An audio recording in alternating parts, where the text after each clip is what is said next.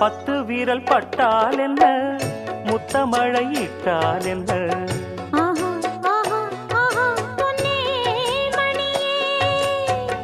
பட்டு உடல் சுட்டால் என்ன, வெட்கம் அதை விட்டால் என்ன.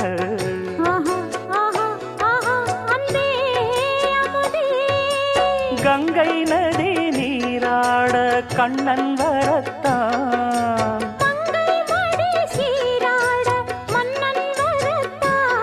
ஒரு புதிய மயக்கம் உனக்கும் எனக்கும் கூடி வரும் நாடிது.